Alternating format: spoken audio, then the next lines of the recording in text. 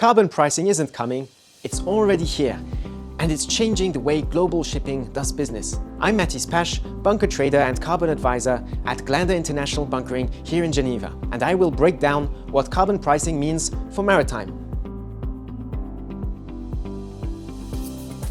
Earlier this year, the International Maritime Organization took a major step forward. At its MEPC 83 meeting, it reached an agreement on a system that will, for the first time, put a global price on shipping's carbon emissions. If it's approved at the upcoming MEPC session, the framework would start in March 2027, and 2028 will be the first year when shipping companies start paying for their greenhouse gas emissions around the world.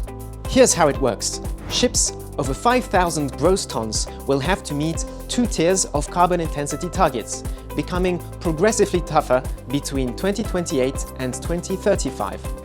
If you don't meet these targets, there are penalties. $380 per metric ton of CO2 equivalent above the higher base threshold and $100 above the lower compliance threshold. But there's also an upside. If you overcomply, you can generate surplus units, bank them for 2 years, or even trade them.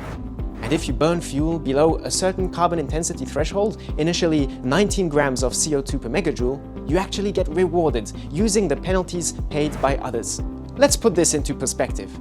In 2028, a metric ton of VLSFO with a greenhouse gas intensity of around 91 grams of CO2 equivalent per megajoule will cost ship owners about $72 per extra metric ton under the IMO framework.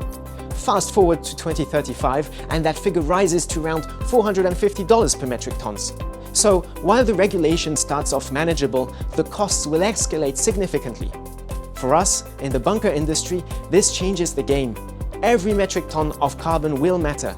Suppliers who can deliver fuels with lower greenhouse gas intensity and prove it through independent verification will have a clear competitive edge. Our customers will face lower compliance costs when they lift from us compared to others. This means sourcing strategy will have to be retooled. In biofuels, for example, different feedstocks can carry very different carbon intensities. Contracts will need to adapt with new terms specifying not just the product mix, but the exact greenhouse gas intensities and energy densities being supplied. And yes, we should expect an active trading market for surplus units, much like what we've seen in the EU ETS and FuelEU Maritime. The bunker industry will be at the center of that. The reality is clear. With EU ETS, FuelEU Maritime and the IMO system, compliance costs may soon outweigh the fuel price. That's a big shift. This is why our role is shifting. It's about guiding, advising, and helping our clients make smarter choices in a rapidly changing landscape. If you'd like to learn more or continue the conversation, feel free to reach out to our team at Glander International Bunkering.